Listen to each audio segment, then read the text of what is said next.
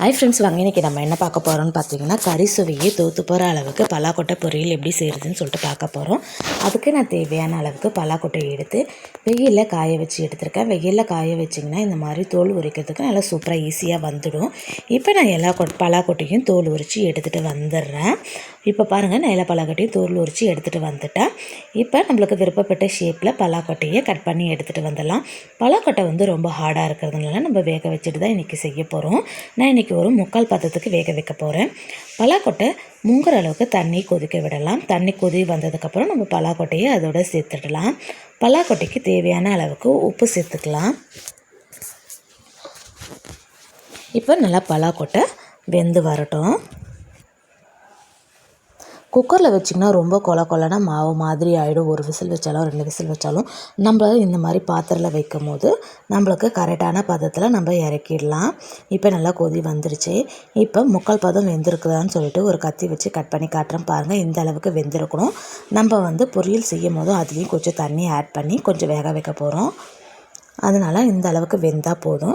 இப்போ பலாக்கொட்டை பொரியல் எப்படி செய்கிறதுன்னு சொல்லிட்டு பார்க்கலாம் வாங்க. ஸ்டவ் ஆன் பண்ணிக்கலாம். ஒரு பாத்திரம் வச்சுக்கலாம். பாத்திரம் நல்லா சூடானதுக்கப்புறம் நல்லெண்ணெய் விட்டுக்கலாம். நல்லெண்ணெய் காய்ஞ்சதுக்கப்புறம் 1/4 ஸ்பூன் கடுகு, 1/4 ஸ்பூன் சோம்பு தாளிச்சிக்கலாம். கடுகும் சோம்பும் பொரிஞ்சதுக்கப்புறம் ஒரு பெரிய வெங்காயம் கட் பண்ணி வச்சுருக்கேன், அதையும் இதோடு சேர்த்துக்கலாம். நல்லெண்ணெயில் செய்யும் போது பார்த்திங்கன்னா நல்லெண்ணெயோட ஸ்மெல்லும் பலாக்கொட்டையோட ஸ்மெல்லும் சேர்ந்து நல்லா சூப்பராக இந்த டிஷ்ஷுக்கு நல்லா ஒரு ஹைலைட்டாக இருக்கும். நீங்கள் கண்டிப்பாக நல்லெண்ணெயில் செஞ்சு பாருங்கள். நல்லெண்ணெய் இல்லைன்னா நீங்கள் தேங்காய் எண்ணெயில் கூட செய்யலாம்.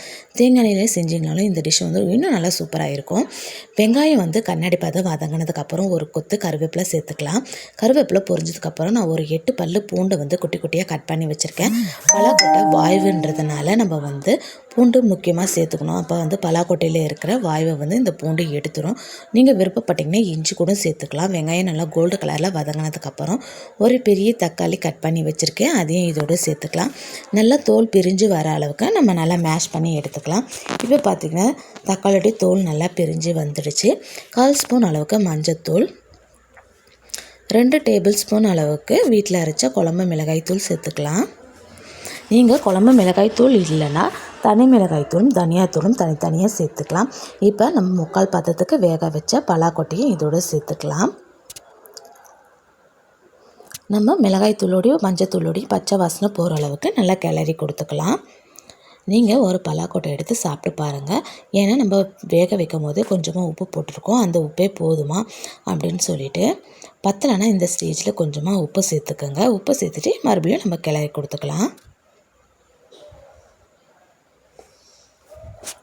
இந்த பொரியல் பார்த்திங்கன்னா சாம்பார் சாதம், ரச சாதம், வெரைட்டி ரைஸ் கூட சப்பாத்தி கூட ரோல் பண்ணி சாப்பிடும் போது இன்னும் நல்லா சூப்பராக இருக்கும்.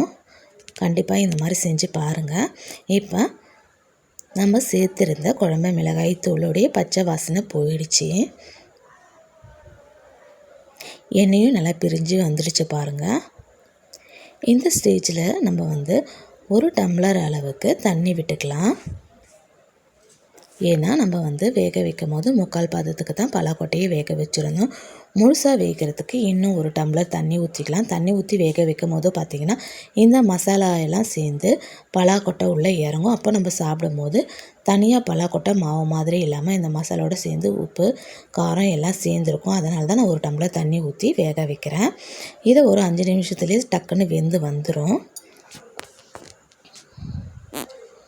இப்போ நம்ம ஒரு வாட்டி கிளறி கொடுத்துக்கலாம். இப்போ பார்த்திங்கன்னா தண்ணியெல்லாம் இழுத்துக்கிட்டு நல்லா சூப்பராக வந்துடுச்சு. இப்போ பலாக்கொட்டை பொரியல் பார்த்திங்கன்னா ரெடி ஆகிடுச்சு. நம்ம கொஞ்சம் நேரம் கிளறி விட்டுகிட்டே இருந்தோன்னா நம்ம ஊற்றினா எண்ணெயெல்லாம் மேலே திரண்டு வரும். இதுதான் கரெக்டான பக்குவம் பாருங்கள். இப்போ பார்க்கும் போதே நல்லா சூப்பராக எவ்வளோ அருமையாக இருக்குதுன்னு சொல்லிட்டு நம்ம ஒரு சிட்டிகை போல் பெருங்காயத்தூள் சேர்த்துக்கலாம்.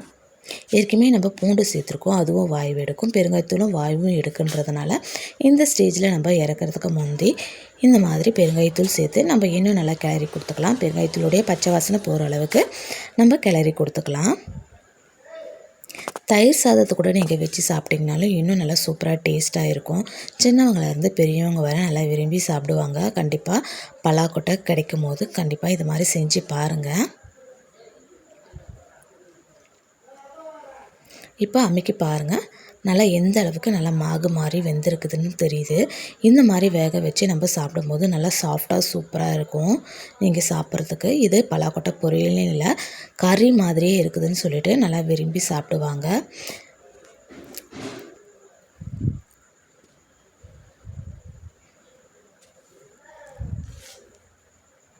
சைவம் சாப்பிட்றவங்களுக்கு இது ஒரு நல்ல சூப்பரான பொரியல்னு கூட நான் சொல்லுவேன். தாமரை இலையில் வச்சு பரிமாறும் போது இந்த இலையோட ஸ்மெல்லும் சேர்ந்து நல்லா சூப்பராக இருந்துச்சு இந்த பொரியல். இந்த மாதிரி கண்டிப்பாக ட்ரை பண்ணி பாருங்கள். இந்த வீடியோ பிடிச்சிருக்கும்னு சொல்லிட்டு நம்புகிறேன். பிடிச்சிருந்தால் லைக் பண்ணுங்கள், ஷேர் பண்ணுங்கள், கமெண்ட் பண்ணுங்கள், சப்ஸ்கிரைப் பண்ணுங்கள்.